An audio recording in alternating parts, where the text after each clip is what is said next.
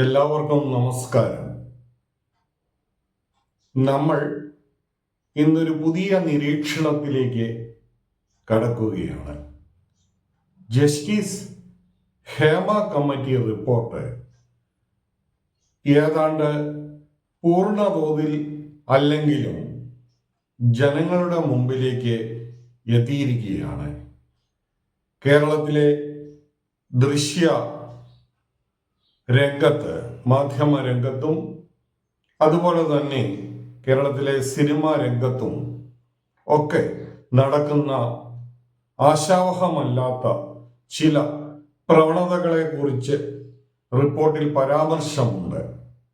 അതിൻ്റെ പൂർണ്ണ രൂപം കിട്ടിയാൽ മാത്രമേ എന്താണ് ജസ്റ്റിസ് ഉദ്ദേശിക്കുന്നതെന്ന് മനസ്സിലാകത്തുള്ളൂ. എന്തായാലും ഒരു കാര്യം വ്യക്തമാണ്, തികച്ചും ആശാസ്യമല്ലാത്ത പല പ്രവണതകളും ഈ രംഗത്തുണ്ട് എന്നുള്ളതാണ് പരമമായ സത്യം. ഇതിനെപ്പറ്റിയാണ് എൻ്റെ നിരീക്ഷണം. കഴിഞ്ഞ കുറെ കാലമായി മലയാളി അവൻ്റെ മനോഭാവത്തിലും ചിന്തയിലും വളരെ ഗുരുതരമായ കൃത്യവിലോപം കാണിക്കുകയാണ്. എന്താണ് അങ്ങനെ പറയുവാൻ കാരണം എന്നല്ലേ, മലയാളിക്ക് കഴിഞ്ഞ കുറെ കാലങ്ങളായിട്ട് മാറ്റത്തിൻ്റെ ഒട്ടനവധി കണ്ണികളിലൂടെ കടന്നു വന്ന ഒരു നവോത്ഥാന പാരമ്പര്യമാണ് മലയാളിയെ സംബന്ധിച്ചിടത്തോളം ഉള്ളത്. അന്ധവിശ്വാസങ്ങൾക്കും അനാചാരങ്ങൾക്കും വ്യക്തിപൂജയ്ക്കും ഒക്കെ അപ്പുറത്ത് മാനവികതയുടെ നല്ല അംശങ്ങൾ കണ്ടെത്തുവാനും അതിനെ പ്രോത്സാഹിപ്പിക്കുവാനും കഴിഞ്ഞത് മൂലമാണ് പൊതുവിദ്യാഭ്യാസ രംഗത്തും പൊതുജന ആരോഗ്യ രംഗത്തും ഒക്കെ മലയാളി ആശാവഹമായ പുരോഗതി കൈവരിച്ചത്. പക്ഷെ നിർഭാഗ്യകരമെന്ന് പറയട്ടെ, ഇപ്പോൾ കുറച്ചു കാലമായിട്ട് കേരളത്തിലെ മാധ്യമ രംഗത്തും പൊതുസമൂഹത്തിലും ആശാവഹമല്ലാത്ത ചില പ്രവണതകൾ കടന്നു വരുന്നു. ഇതിനെ ഞാൻ വിളിക്കുവാൻ ആഗ്രഹിക്കുന്നത് വിഗ്രഹവൽക്കരണം എന്നാണ്. ഒരു സോഷ്യൽ മീഡിയയോ അല്ലെങ്കിൽ ഒരു ദൃശ്യമാധ്യമത്തിന്റെ സപ്പോർട്ടോ അല്ലെങ്കിൽ കുറച്ച് പിണയാളുകളുടെ സപ്പോർട്ടോ ഉണ്ടെങ്കിൽ ഏത് രാഷ്ട്രീയക്കാരനും ഏത് കലാകാരനും ഉയർന്നു വരാം എന്നുള്ള പൊതുജന മധ്യത്തിൽ വളരെ നല്ല സ്വാധീനം ചെലുത്താം എന്നുള്ള രീതിയിലേക്ക് കാര്യങ്ങൾ മാറുകയാണ്. ഒരു വ്യവസായി അല്ലെങ്കിൽ ഒന്നിൽ കൂടുതൽ വ്യവസായികൾ ചാരിറ്റി ചെയ്യുന്നതിനെ നമുക്ക് അംഗീകരിക്കാം.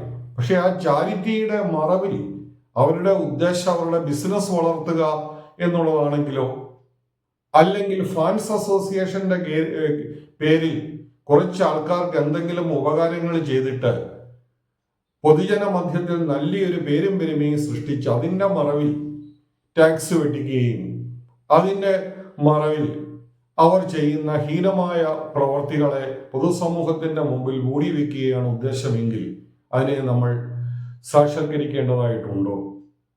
പല ആൾദൈവങ്ങളും നമ്മുടെ സമൂഹത്തിൽ തലപൊക്കുന്നുണ്ട്. പലരുടെ ഈ അടുത്ത കാലത്ത് ചിലരെ അറസ്റ്റ് ചെയ്യുന്ന അവസ്ഥ വരെയും സംജാതമായിട്ടുണ്ട്. അപ്പം ആത്മീയ രംഗത്താണെങ്കിലും ദൃശ്യകലാ രംഗത്താണെങ്കിലും അല്ലെങ്കിൽ രാഷ്ട്രീയ രംഗത്താണെങ്കിലും തങ്ങളുടെ പേര് മീഡിയ ഉപയോഗിച്ചുകൊണ്ട് പ്രൊജക്റ്റ് ചെയ്യുവാനും അതിലേക്ക് കുറച്ച് ആൾക്കാരെ കൊണ്ട് സിന്ദാബാദ് വിളിപ്പിക്കുവാനും അങ്ങനെ പൊതുസമൂഹത്തിന്റെ മുമ്പിൽ വളരെ നല്ലവരായി ചമയാനും ഉള്ള ചിലരുടെ ബോധപൂർവമായ ശ്രമത്തിന് അറിയോ അറിയാതെയോ നമ്മുടെ ദൃശ്യ ശ്രാവ്യ മാധ്യമങ്ങളും മീഡിയയും വഴിപ്പെട്ടു പോകുന്നു എന്നുള്ളതാണ് പരമമായ സത്യം. ഈ സത്യം മലയാളി തിരിച്ചറിയേണ്ട കാലം അതിക്രമിച്ചിരിക്കുകയാണ്. പലരുടെയും വ്യക്തിജീവിതത്തെ അധിക്ഷേപിക്കുവാനല്ല ഞാൻ ഈ അവസരം ഉപയോഗിക്കുന്നത്. പക്ഷേ സംഘടിതമായ ഒരു PR വർക്കിലൂടെ തങ്ങളുടെ ബിസിനസ്സിനെയും തങ്ങളുടെ സാമ്പത്തികമായ വളർച്ചയെയും തങ്ങളുടെ ദുഷ്ചെയ്തികളെയും മൂടി വയ്ക്കുവാൻ വേണ്ടി വളരെ ആസൂത്രിതമായ ശ്രമം കേരള ഭൂമിയിൽ നടക്കുന്നുണ്ട്. അറിഞ്ഞോ അറിയാതെയോ ഇതിൽ പങ്കാളികളാവുകയാണ് പല വ്യക്തികളും ചെയ്യുന്നത്. ഇത് രാഷ്ട്രീയത്തിലുണ്ട്, ആത്മീയ രംഗത്തുണ്ട്, ദൃശ്യകലാ രംഗത്തുണ്ട്, മറ്റു പല രംഗത്തുമുണ്ട്. ഇങ്ങനെയുള്ള വിഗ്രഹങ്ങളെയൊക്കെ തച്ചുടച്ച് നവോത്ഥാനത്തിന്റെ പാതയിലൂടെ സഞ്ചരിച്ച ഒരു പാരമ്പര്യമാണ് കേരളീയ സമൂഹത്തിന് ഉള്ളത്. പക്ഷേ നിർഭാഗ്യവശാൽ നമ്മുടെ രാജ്യത്തെ നിലനിർത്തുന്ന കർഷകര്, നമ്മുടെ രാജ്യത്തെ നിലനിർത്തുന്ന അംഗനവാടി അധ്യാപകർ ഉൾപ്പെടെയുള്ള ഗ്രാസ് റൂട്ട് ലെവലിൽ പണിയെടുക്കുന്ന ആളുകള്, ചിത്രകലാകാരന്മാര്, ശില്പികള്, അസംഘടിത തൊഴിലാളി വർഗങ്ങള്, ഹാൻഡിക്രാഫ്റ്റ് വർക്കുകൾ ചെയ്യുന്നവര്, അവർക്കൊന്നും തന്നെ ഒരു സോഷ്യൽ മീഡിയയുടെ സപ്പോർട്ടോ അല്ലെങ്കിൽ അവർക്ക് അനുചരന്മാരോ ഇല്ല എന്നുള്ളതാണ് പരമമായ സത്യം. അതുകൊണ്ട് സമൂഹത്തെ നിലനിർത്തുന്ന, അന്നം നൽകുന്നവരും ക്രിയാത്മകമായ പ്രവർത്തനങ്ങൾ നൽകുന്നവരും സമ്പത്തില്ലാത്ത കലാകാരന്മാരും ആരും സപ്പോർട്ട് ചെയ്യാനില്ലാത്ത അധ്യാപകരും അതുപോലെ പാവപ്പെട്ട രീതിയിൽ നിന്ന് വളർന്നു വരുന്ന കുട്ടികളും ഒക്കെ അന്യവൽക്കരിക്കപ്പെടുകയും ഇങ്ങനെയുള്ള വിഗ്രഹങ്ങൾ നമ്മുടെ സമൂഹത്തിൽ വളരെ പൂർവാധികം ശക്തിയോടുകൂടി കടന്നു വരികയും ചെയ്യുമ്പോൾ എനിക്ക് മലയാളിയെ ഒരു കാര്യം ഓർമ്മിപ്പിക്കാനുണ്ട്. രാഷ്ട്രീയ രംഗത്താണെങ്കിലും ആത്മീയ രംഗത്താണെങ്കിലും ജ്യോതിഷ രംഗത്തായാലും ഏത് രംഗത്തായാലും കള്ളനാണയങ്ങളെ നമ്മൾ തിരിച്ചറിയണം. തിരിച്ചറിഞ്ഞ് വിഗ്രഹവൽക്കരണത്തിന്റെ ആൾക്കാരായി മാറാതെ വിഗ്രഹഭഞ്ജകരായി മാറിയാൽ മാത്രമേ ചിന്താപരമായ ഒരു വെളിച്ചം സമൂഹത്തിലേക്ക് കൊണ്ടുവരാൻ കഴിയൂ. എങ്കിൽ മാത്രമേ നവോത്ഥാനത്തിൻ്റെതായ ഒരു പാത വെട്ടി തുറക്കുവാൻ മലയാളിക്ക് കഴിയൂ എന്ന് മാത്രം ഞാൻ ഓർമ്മിപ്പിക്കുന്നു.